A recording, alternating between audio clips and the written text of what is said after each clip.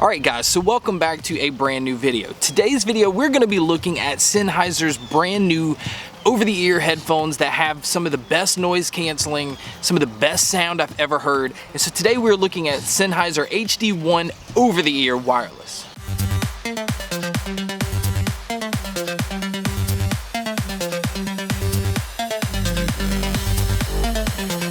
Okay, so right off the bat, I can't talk about these without talking about the price. These retail for $499. So right off the bat, that's gonna take a lot of people out because they're not gonna wanna spend $500 for a pair of headphones.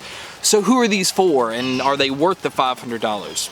That is what we're gonna get into. Right off the bat, you can tell from the case that you're paying for luxury all around on these headphones. First off, the case is like a suede material on the top. It's stitched in leather all the way around. It's very nice padding so that if you're throwing it in a bag, you really have nothing to worry about.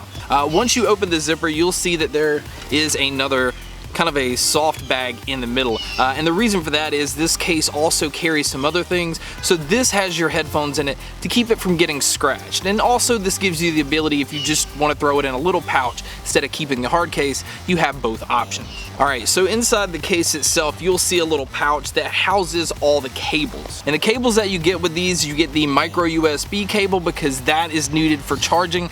Because these are wireless and use Bluetooth 4.0, it also has active noise canceling that requires power as well. And honestly, I've noticed the battery to get about 20 hours on these, which is very, very good for an active noise canceling pair of headphones. Alright, and you also get the headphone cable. Again, with Sennheiser, the plug that goes into the headphones itself is a proprietary smaller cable that has the twisted lock. Again, this is something that they do throughout on all their newer headphones, and I understand why. It keeps it from being able to pull out, and it just makes it more secure. It also comes with the airline adapter. This is for people who travel, and these type of headphones I think are going to be more for people who travel, so it makes sense. Alright, so on to the headphones themselves, because honestly, this is what it's all about. The case and all that stuff. Again, like I've said before, that's not really important if this doesn't hold up to the price tag. So build quality wise, again, just like I said with luxury, you see that the top is a very nice leather and it's stitched all around. It goes all the way down to the ear pads. The ear pads is the softest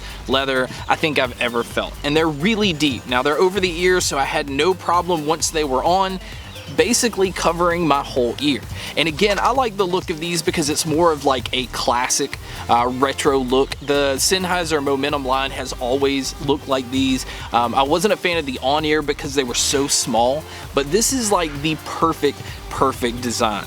The only thing, again, that I don't like design-wise, and I say it every time, and I understand why companies do it, because it allows Sennheiser to have this metal that runs all the way down and not have cables run through it, so they have the cables that are here. Now what makes me nervous about that is, again, anything can pull that, and then really there's no way to replace it, other than the fact that Sennheiser does have a 2-year warranty. But speaking on the metal slider on the side, you can see that that is how the headphones adjust. It just simply slides up and down. It makes it very easy to adjust on your head, and these do fold.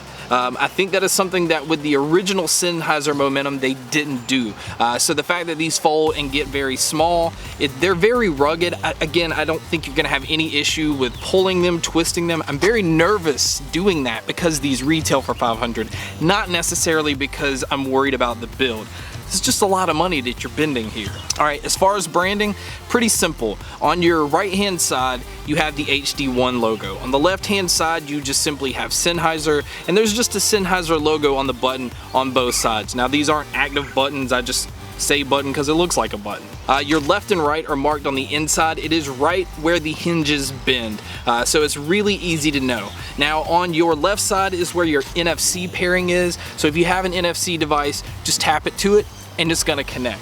Now on your right hand side is where everything else is. On the bottom you have your mic input, your micro USB, input for charging. You have the slider, which is your volume up and down, and it's also the button that you have to tap twice to skip forward, tap 3 times to skip backwards. I wish they would have had a different button for this, but again, I understand it because it keeps it sleek and keeps it from being very cluttered. Now above that you have your power and pairing button, and that's pretty much it. Now when you're wearing these, you have microphones that sit right up here up front. That way when you're taking calls, it comes through crystal clear. Now another reason for the microphones is the active noise canceling. When they're turned on, these are activated to kind of pull in your environment, mix it in with the music so that it really feels like you can't hear anything around you. Now this is where I was impressed because I didn't know what to expect on the active noise canceling side because you never hear about that. You always hear about it on the PXC 550s, and so I thought it was just something that they threw on these and it wasn't very important. And that's not the case. The fact that on here they block out so much noise, but not to the point like Bose where it causes so much pressure. It's more subtle and it just does an incredible job. Even without music playing, as soon as I put these on, I didn't hear anything around me. So now on to the sound. The noise canceling is absolutely amazing in these. Are they up to Bose quality? No, but I don't think that's what they're going for. I don't think that they're wanting it to have that amount of pressure. I honestly think this cancels out as much noise as the PXC 550s do, and also the Sony MDR1000X. That's pretty impressive. All right, so now on to sound, because honestly, the noise canceling is something a lot of people will pay a lot for, especially people who travel and are on airplanes a lot. And I think that's who these are really made for, the more business type, the more somebody that's gonna be out and about and going and traveling, even somebody that's on the subway. These sound amazing. I'm gonna put them down because there's no need to even show you these. We're gonna sit here and talk about sound specifically. I try a ton of headphones. I find things that I like in some, and then I find some things that I don't like in others. But it is rare, like extremely rare, to find a pair of headphones that I think fit all genres, that I think has amazing bass, mids, and treble, just like the perfect balance for me. Now I'm not saying these are perfectly balanced because these do have a colored sound signature. They're not going to be flat, they're not intended to be flat. These are consumer headphones, these aren't studio headphones. But what they're doing in these headphones are just, the best way to explain it is, if I were to sit here and have an explosion go off, you're going to feel it in these headphones. If a bullet whizzes by, you're going to feel the separation in sound. You're going to hear that it goes from here to here, and if something happens way back there, in these headphones, the separation is what blows me away. These by no means sound like a closed back pair of headphones. To me, they actually do have the life of an open back headphone, and maybe it's just because noise it's hard to explain. Bass, I was blown away by. Bass was very punchy, and I'm a huge fan of bass. I don't think that's like ever a secret, but bass is so punchy, but mids just have this smooth flow to it, that vocals, it just feels like everything I listened to felt like it was made for these headphones. It's hard to explain. Like, it made me want to go and listen to all of my stuff all over again. Like, it made listening to songs just sound so much different than they've sounded before.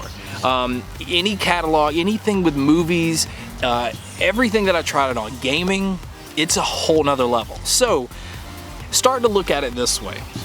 $500 is a lot of money, but if you have a pair of nice studio headphones that are going to cost you about $200, and let's say you have a nice gaming headset that's going to cost you $100 to $200, you're getting close to that $500 mark. And let's say that you go out and buy the Sony MDR1000X or the PXC 550, you're looking at $400 to $450. It has the apt-x coding so that if your device has that, like any Android device, because Apple hasn't done it yet, you're gonna get the best Bluetooth sound that you can get. Now, I did notice whether using them wired or wireless didn't matter. It sounded great both ways. So as far as headphones that I've recommended in the past, as far as headphones, like, I can't say that I'd recommend these for everybody because everybody's not gonna wanna spend $500 on a pair of headphones, and I understand that. As far as looks, they're one of the best looking headphones I've ever seen. As far as sound, I will honestly say it right now, these are my favorite sounding headphone, favorite sound I've ever heard out of headphones. So Sennheiser just continues to amaze me. The Sennheiser HD1 in-ear wireless was absolutely incredible at $200, one of the best in-ear headphones I've ever heard. And now the HD1 over-the-ear wireless is pretty much the best over-the-ear headphone I've ever heard. This video is sponsored by Sennheiser, but by no means does that have any impact on my thought on these headphones at all. If I were to go out and get these on my own, I would still feel exactly the same. I would feel like they're worth every penny, and I really strongly believe they are, and maybe they're the right pair for you. So thank you guys so much for checking out this video. Thank you guys so much for checking out all the other videos. And as always, guys, make sure to stay tuned for more. This video is sponsored by Sennheiser. So I want to tell you guys about Sennheiser. If you're in the market looking for headphones, and you probably are if you're on this channel, you might want to start there. They have everything from in-ear headphones all the way to high-end studio headphones. And in fact, they even have my personal favorite, the Sennheiser 4.40 BT, which competes with models 2 to 3 times as much. If you're looking for a closed-back studio headphone, the 598 CS is the way to go. But if you're looking more for an open-back headphone, go with the HD 599. Let's just say you're looking for a gaming headset and you only have $100 to spend. The GSP 300 is amazing.